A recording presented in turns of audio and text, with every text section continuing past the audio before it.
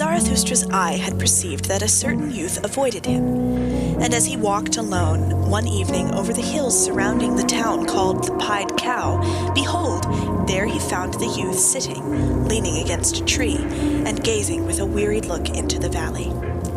Zarathustra thereupon laid hold of the tree beside which the youth sat, and spake thus, "If I wished to shake this tree with my hands, I should not be able to do so. But the wind, which we see not, troubleth and bendeth as it listeth. We are sorest bent and troubled by invisible hands." Thereupon the youth arose disconcerted and said, "I hear Zarathustra, and just now was I thinking of him." Zarathustra answered, "Why art thou frightened on that account? But it is the same with man as with the tree.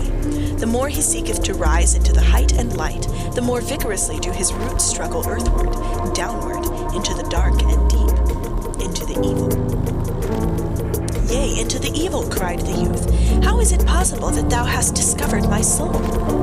Zarathustra smiled and said, "Many a soul one will never discover unless one first invent it." "Yea, into the evil," cried the youth once more.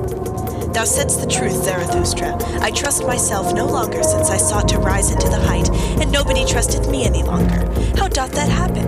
I change too quickly. My today refuteth my yesterday. I often overleap the steps when I clamber, for so doing none of the steps pardons me. When aloft, I find myself always alone. No one speaketh unto me. The frost of solitude maketh me tremble.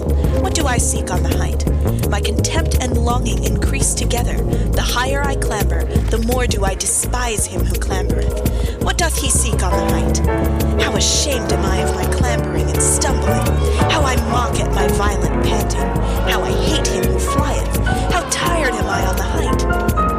Here the youth was silent, and Zarathustra contemplated the tree beside which they stood, and spake thus, "This tree standeth lonely here on the hills.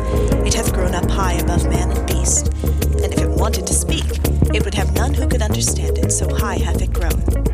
Now it waiteth and waiteth. For what doth it wait?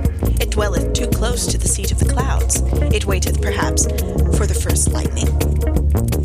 When Zarathustra had said this, the youth called out with violent gestures, "Yea, Zarathustra, thou speakest the truth.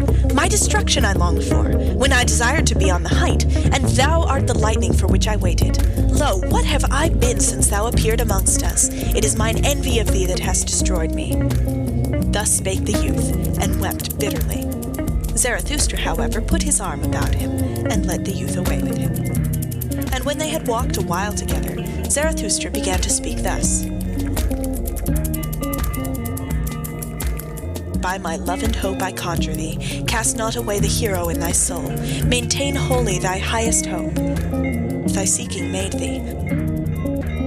On the open height wouldst thou be, for the stars thirsteth thy soul, but thy bad impulses also thirst for freedom.